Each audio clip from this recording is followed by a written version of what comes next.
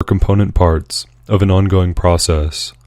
The witnesses referred to their past writings and statements. The senators and representatives referred to previous testimony by other witnesses. In other words, the preparations for World War, using cyber weapons, aircraft carriers, bombers, missiles, and the rest of a vast array of weaponry, have been underway for a protracted period of time. They are not a response to recent events, whether in the South China Sea, Ukraine, Syria, or anywhere else. Each of the hearings presumed a major U.S. conflict with another great power, sometimes unnamed, sometimes explicitly designated as China or Russia, within a relatively short time frame, years rather than decades. The danger of terrorism, hyped incessantly for the purposes of stampeding public opinion, was downplayed and, to some extent, discounted.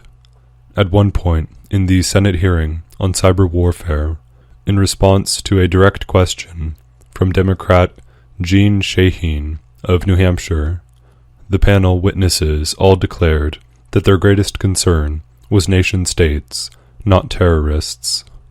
One of the witnesses at that hearing was Dr. Peter W. Singer, listed as a, quote, strategist and senior fellow, end quote, for New America, a Washington think tank. He titled his presentation, quote, The Lessons of World War III, end quote. He began his prepared statement with the following description of that imagined conflict, quote, U.S. and Chinese warships battle at sea, firing everything from cannons to cruise missiles to lasers. Stealthy Russian and American fighter jets dogfight in the air, with robotic drones flying as their wingmen. Hackers in Shanghai and Silicon Valley duel in digital playgrounds. And flights in outer space decide who wins below on Earth. Are these scenes from a novel, or what could actually take place in the real world the day after tomorrow?